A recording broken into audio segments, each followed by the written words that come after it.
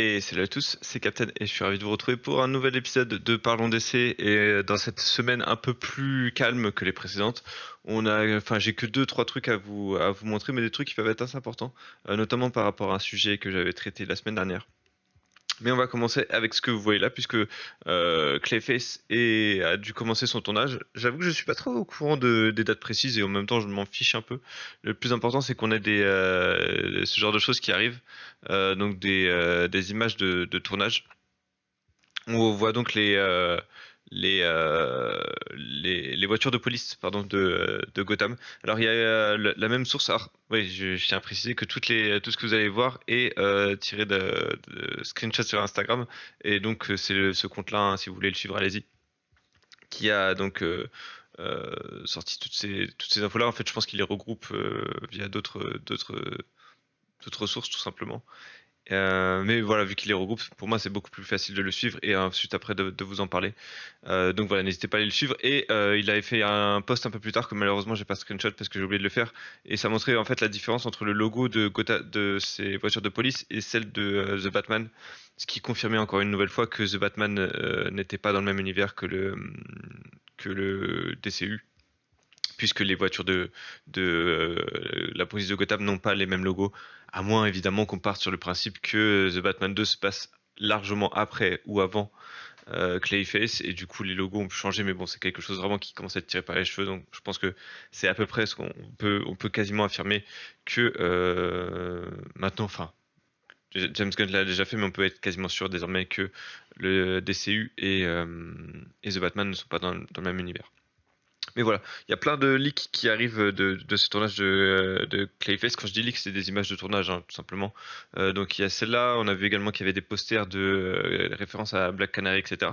Et je trouve ça assez cool parce que ça montre à quel point le détail a l'air important, en tout cas dans le DCU. Puisque c'est vrai que si Clayface est le troisième film du DCU, il va falloir commencer à quand même intégrer certaines choses, ne serait-ce que par des easter eggs, pour qu'on puisse en parler en ligne, pour qu'on puisse avoir au moins un peu de traction par rapport à certaines choses. Donc on sait que du coup dans Clayface, il y a une image du groupe de Black Canary, dans lequel est Black Canary, le groupe de musique. Je sais plus comment ça s'appelle. Sirens quelque chose, je crois. Ou Alien Sirens, un truc comme ça. Bon bref. En tout cas voilà, il y est. Et ce qui indique que du coup Black Canary fait également partie du DCU. De près ou de loin, mais en tout cas, elle est dedans. Donc voilà, en parlant de Gotham et donc en parlant de son principal protecteur, nouvelle info, ça veut pas évidemment. Voilà. Donc vous avez parlé de Alan Richardson, pardon, Richardson. En fait, Richardson, c'est un joueur de foot américain, donc c'est pour ça que je me trompe. Désolé. Richardson, donc qui a confirmé dans une interview, je sais pas à quelle occasion il a fait cette interview, qu'il avait parlé avec James Gunn à propos de Batman. Alors je trouve que les mots utilisés sont importants. Des mots ont été échangés à propos de Batman. S'il dit que des mots, c'est que vraiment la conversation n'a pas dû aller très loin. Par contre, ce qu'il dit après est plus intéressant. Mais je pense sincèrement, enfin c'est pas sincèrement, c'est la même mot-là. Je pense véritablement, de façon sûre, ouais, enfin que Batman n'est pas dans mon futur. Par contre, il pense qu'il a un futur avec DC et il espère que ça restera vrai. À voir ce que ça peut être. Vu la carrure du mec, en, en vrai, moi je trouve qu'il ferait un bon Aquaman, déjà. Parce que si vous avez le Aquaman de Jason Momoa qui est plus hawaïen, celui-là peut être un peu un Aquaman entre guillemets nordique, qui pourrait rappeler ouais, des, euh, des civilisations nordiques, et du coup Atlantis pourrait être une civilisation nordique ou un truc comme ça. Vous pouvez faire à peu près tout ce que vous voulez avec lui parce que ça peut être également un méchant qui peut faire du CGI pour jouer Darkseid ou pour jouer ce genre de personnage. Euh, Genre avec sa carrure également ultra carrée, vous pouvez même l'imaginer en tant que Kilowog dans Green Lantern, enfin plein de possibilités quoi. Mais du coup, il ne sera probablement pas le nouveau Batman. Il y avait une autre image, il y avait une actrice dont j'ai complètement oublié le nom et j'en suis désolé, qui a apparemment commencé à suivre James Gunn et le DCU, de ce que j'ai compris. Non, ou David Corenswet, je sais plus. sur Instagram après qu'elle ait passé des auditions, je crois, enfin, récemment. Donc il y a des spéculations comme quoi c'est elle la nouvelle Wonder Woman, puisqu'il y a eu également encore une fois, ça pour le coup, encore une fois j'ai oublié de le prendre, mais il y a apparemment un push du côté de DC pour sortir trois films de la Trinité, de la Trinité de DC la même année, donc 2027 on aurait, s'ils y arrivent, euh, The Batman 2, la suite de Superman. Superman Saga, on va l'appeler comme ça en attendant d'avoir notre prénom. Enfin, d'avoir notre nom.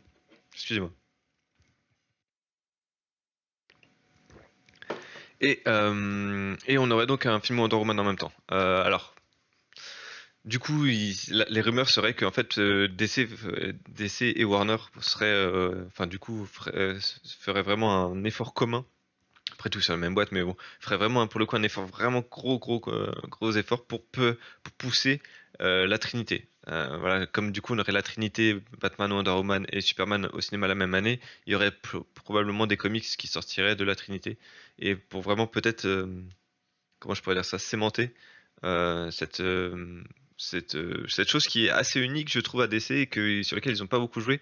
La seule moment où on a vraiment ressenti quelque chose en voyant la Trinité, et c'est là où ils auraient dû peut-être le pousser un peu plus, c'est dans le trailer de Batman v Superman, on voyait pour la première fois la Trinité tous ensemble sur grand écran. Et c'était un moment où tout le monde en ligne a fait oh, la Trinité incroyable pour la première fois ensemble, etc., etc. Et depuis, plus rien, ils ont plus du tout joué là-dessus, alors que je pense que c'est vraiment quelque chose que DC a par rapport à Marvel, c'est vraiment cette Trinité. Superman, Wonder Woman et Batman font vraiment enfin je pense devrait être beaucoup plus poussé auprès du public et je pense que ça pourrait être une bonne occasion du coup en 2027 de faire ça. Mais voilà, wait and see. J'imagine que si c'est en 2027, je pense qu'il faudrait vraiment se bouger, ça me paraît chaud, hein. Parce qu'il faudrait vraiment se bouger pour le tournage de Wonder Woman, genre faudrait que le script après peut-être que le script peut arriver maintenant, mais il faudrait une réalisatrice tout de suite qui aurait le temps de se reborder, de casting. Ouais, c'est chaud à mon avis. En 2027, là, faudrait vraiment que le film il se lance, mais genre là dans les prochaines semaines en fait, que la pré-production se lance dans les prochaines semaines. Alors peut-être que c'est le cas en dehors de, enfin, dans les coulisses, mais mais c'est paraît peu probable honnêtement. Mais bon, après tout, pourquoi pas. La dernière chose sur laquelle je voulais vous parler, et on va en parler un peu plus longuement, c'est justement ce que j'avais dit dans l'épisode précédent. Il y aurait bien un Injustice 3 qui serait en développement, puisque l'acteur qui joue Superman dans le jeu Injustice a confirmé que... Enfin, il a confirmé. Il a avoué que Injustice 3 était en développement.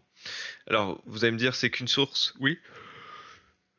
C'est que un acteur, oui, mais il y a autre chose également, puisque hop, il y en a un deuxième acteur qui a parlé de ça.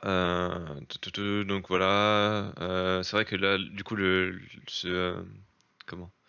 Ce site nous rappelle que avant la sortie de Mortal Kombat 1, NetherRealms, donc le studio qui développe Injustice, avait un rythme qui était Injustice, enfin un jeu Injustice, puis un jeu Mortal Kombat, puis un jeu Injustice, puis un jeu Mortal Kombat. Ils ont brisé ce cycle avec la sortie de Mortal Kombat 1, mais là apparemment enfin, ils retournent. On ne sait pas s'ils vont refaire ce cycle, mais en tout cas ils vont retourner sur Injustice avec Injustice 3, puisque donc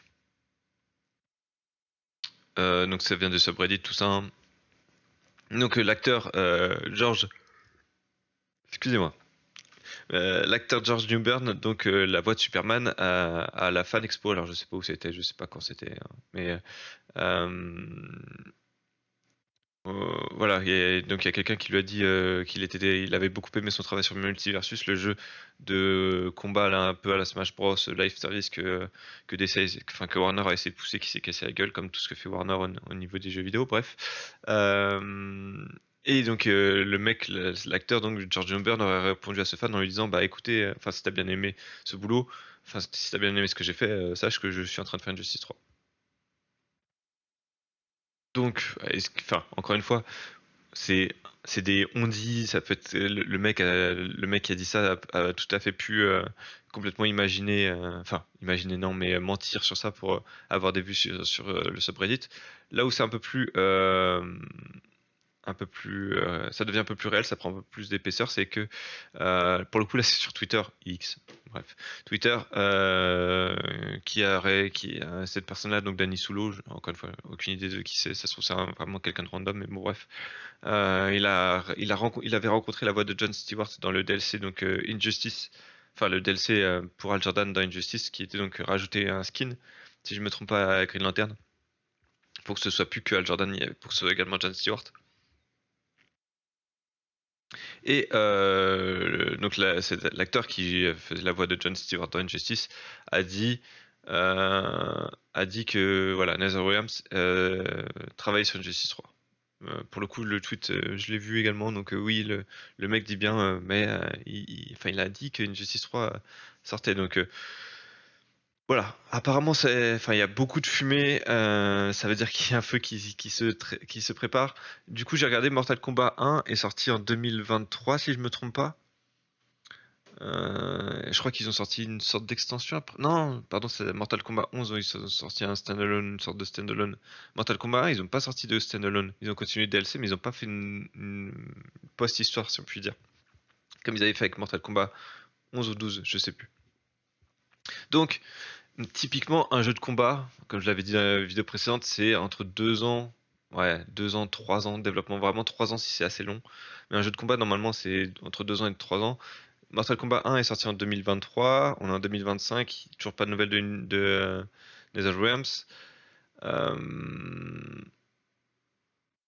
je pense que voilà, si on a des nouvelles d'Injustice 3, ça devrait plus trop tarder. Alors là, le souci, c'est que tous les événements où il aurait pu être annoncé sont sortis, enfin sont passés. C'est-à-dire qu'on a eu le Summer Game Fest qui est passé, on a eu le Gamescom qui est passé. C'est con parce qu'en plus, ça aurait été un bon moment, au moment de la sortie du film Superman, de sortir Injustice 3. En tout cas, le trailer d'Injustice 3. Maintenant, la question qui va se poser, et elle est assez grande, qu'est-ce qu'ils vont faire avec Injustice 3 puisque James Gunn avait dit que désormais, depuis qu'il avait depuis qu'il avait pris les commandes de DC Studios, tout ce qui allait sortir du côté de DC allait être lié au DCU. C'est plus ou moins la promesse qu'il avait fait que les DCU en tout cas allait être vivant à la fois au cinéma et au dessin animé et dans les jeux vidéo.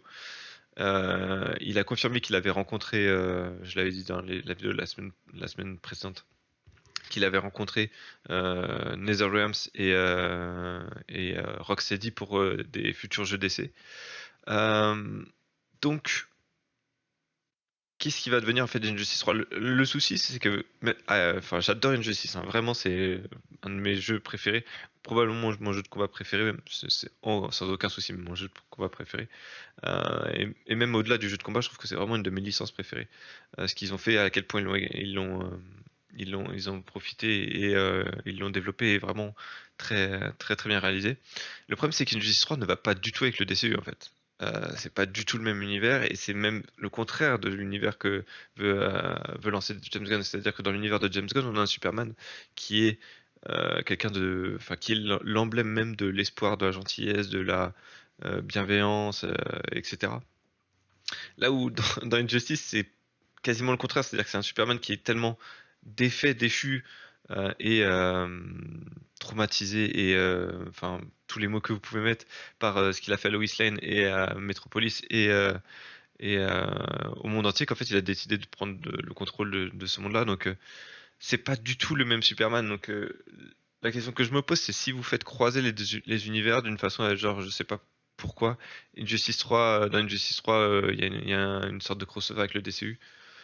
Non, en fait, non, enfin, vraiment, je le vois pas, enfin, je vois pas comment ça serait possible. La seule façon de le faire, ça serait qu'il y ait un DLC, et du coup, c'est pas dans l'histoire principale du jeu.